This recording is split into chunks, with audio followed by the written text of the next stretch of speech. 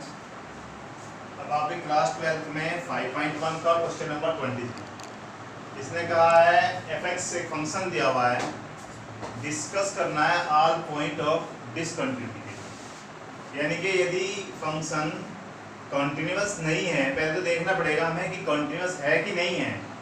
अगर कॉन्टिन्यूअस है फिर तो कोई पॉइंट आएगा ही नहीं डिसकंटिन्यूटी वाला।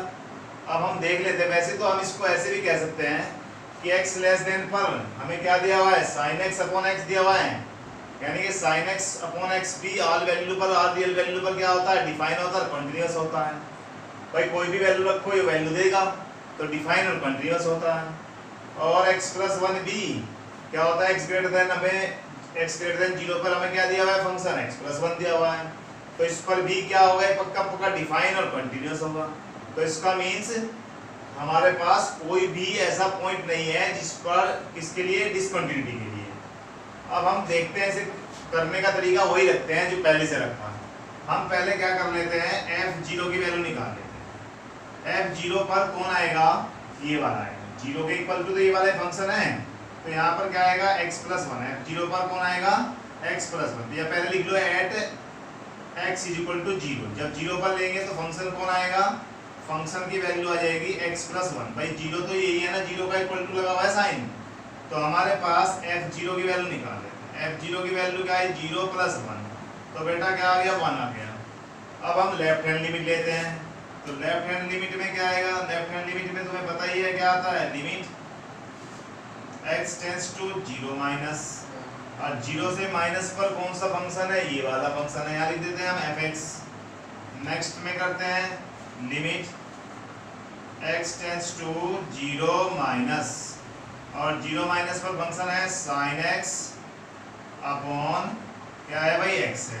चलो यहाँ तक हो गया। अब हमारे पास आगे इसमें क्या करते हैं, वही लिमिट x टेंड्स टू क्या करते हैं भाई 0, और यहाँ पर क्या करते हैं, x की जगह पर 0 माइनस h कर दे, sin 0 माइनस h, और यहाँ पर भी क्या आ जाएगा, 0 माइनस h आ जाएगा। चलिए अब इसको मैं नेक्स्ट लाइन में ये भी लिख सकता हूँ, लिमिट h टेंड्स टू 0, यहाँ पर क्या आएगा, sin माइनस h, और यहाँ पर क्या आएगा, माइनस h आएगा।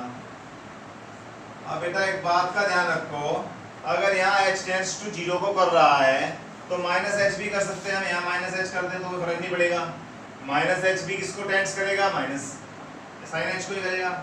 अब हमारे पास ये हमने 11th में पढ़ा था ये वाला, जब फॉर्मूला ये था कि limit x tends to 0 sin x upon x हो, तो इसकी वैल्यू क्या होती है, अब ध्यान करो, x की वैल्यू होती है 1।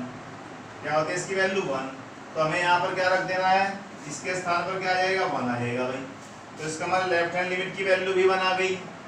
अब हम लेते हैं राइट हैंड लिमिट, तो राइट हैंड लिमिट में हम क्या करें, राइट हैंड लिमिट में limit x tends to 0 plus, और 0 प्लस पर फंक्शन कौन सा है, देख लीजिए ये वाला है, तो हम क्या रखते हैं यहाँ पर, limit x tends to 0 plus, और 0 प्लस पर क्या जाएगा, x प्लस 1।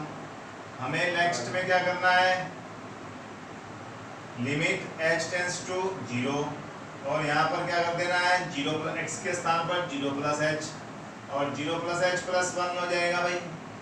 इसका मीन्स क्या हो गया, h की वैल्यू 0 चली जाएगी तो 1 आ जाएगा, तो इसका मीन्स ये हो गया f0 is equal to left hand limit, और इज इक्वल टू क्या आ गया भाई, राइट हैंड लिमिट आ गया। तो इसका मीन्स क्या हो गया, फंक्शन क्या हो गया, तो function, so function is continuous, function is continuous.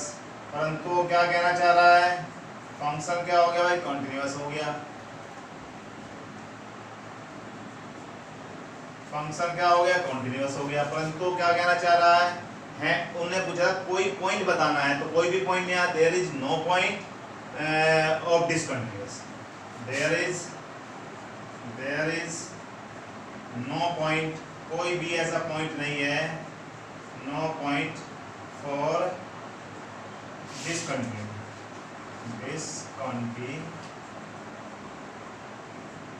Discontinuity के लिए कोई भी हमारे पास पॉइंट नहीं है। इसका मीन्स क्या था, इन्हें पूछा था कि बताइए, डिस्कस कीजिए कि कोई पॉइंट है क्या डिसकंटिन्यूटी के लिए, तो हमने फंक्शन को कंटिन्यूअस करके दिखा दे। जो फंक्शन इस पॉइंट पर जो हमें दे रखा था 0 पर, क्या हो गया, कंटिन्यूअस हो गया। वैसे भी आप लोग इस क्वेश्चन को बिना कुछ करे 1 मार्क्स में आ जाता तो सीधा भी लिख सकते हैं कि x लेस देन 0 पर sin x upon x define and continuous, सबके लिए कंटिन्यूअस होता है, डिफाइन होता है। ये वाला x ग्रेटर देन 0 पर x प्लस 1 भी क्या होता है, is also define and continuous. तो यानी कि दोनों के दोनों कंटिन्यूअस हो रहे हैं, तो कंटिन्यूअस हो रहे हैं तो डिसकंटिन्यूअस होने का मतलब ही नहीं होता।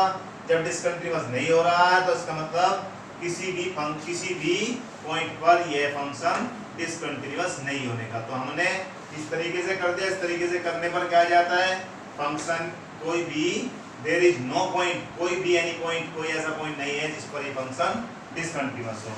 अब हमारा क्वेश्चन नंबर 23 हो गया। Thank you.